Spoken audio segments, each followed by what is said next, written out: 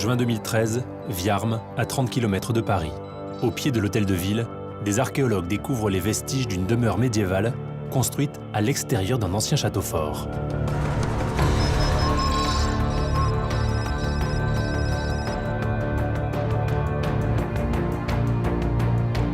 Les experts vont tenter de répondre à 3 questions. À qui appartenait cette maison? Pourquoi est-elle hors de l'enceinte protectrice du château? Avait-elle un usage particulier au Moyen-Âge? Nous appellerons cette affaire la demeure disparue.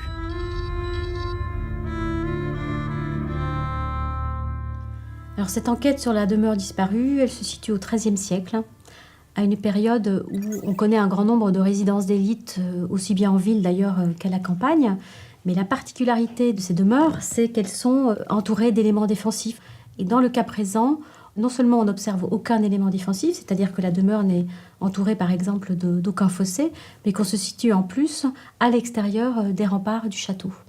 Donc l'objectif de l'enquête maintenant, ça va être d'étudier plus finement les différentes constructions, mais également le mobilier archéologique, de manière à éventuellement avoir des indices sur le statut des occupants de cette riche demeure.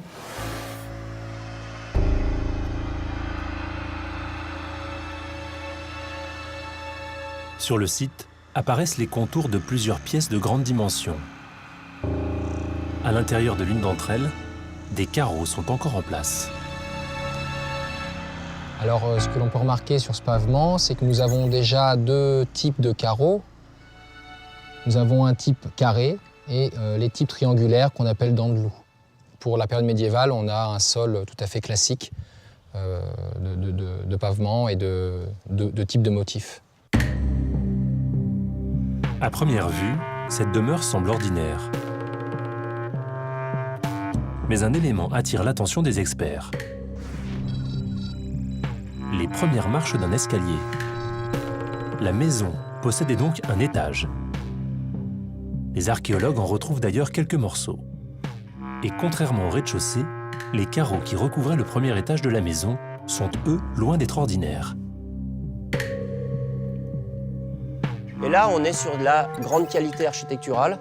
C'est-à-dire on a des sols en carreaux de pavement un peu mosaïques. Vous voyez, des décors historiés avec des animaux, toutes sortes de choses.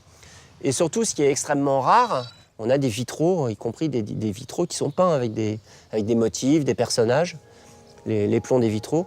On a même des éléments de peinture murale.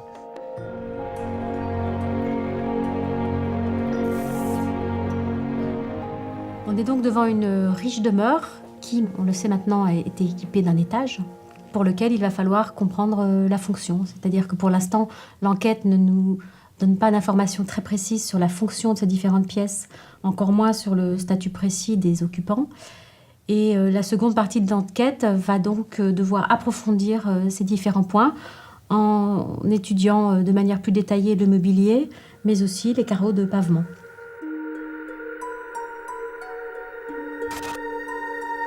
La reconstitution des carreaux de pavement utilisés au premier étage prouve qu'ils formaient des mosaïques très complexes, offrant au lieu un décor riche et soigné. La présence de vitraux conforte également les experts dans leur hypothèse. Le propriétaire de la maison accordait à cette pièce une importance très particulière. La présence de vitraux, bon, on l'a en fait pour les édifices religieux, mais on l'a beaucoup plus rarement pour les édifices civils. Et ces vitraux, en fait, ont la particularité de présenter aussi des décors. Donc ici, vous avez un fragment donc, de vitrail avec une petite tête de personnage. Alors là, il apparaît opaque, sombre. À l'origine, en fait, il était translucide. C'est son séjour en terre, en fait, le verre s'est altéré et il est devenu noir.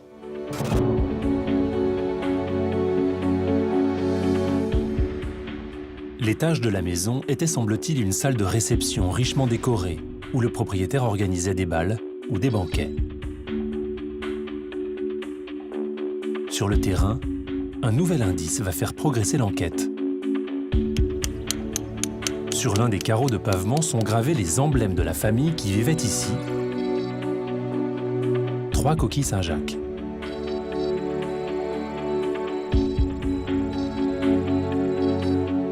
Il s'agit d'une famille, d'une dynastie de chambellans des rois de France. La famille de Chambly, qui sont, à partir de Saint-Louis, des fidèles, des proches du roi capétien. On sait que la famille de Chambly était étroitement liée à la cour et en particulier à Saint-Louis, puisque l'un de ses membres était chambellan du roi, c'est-à-dire une sorte d'officier domestique, chargé de la chambre du roi et chargé d'accorder d'ailleurs les différentes audiences.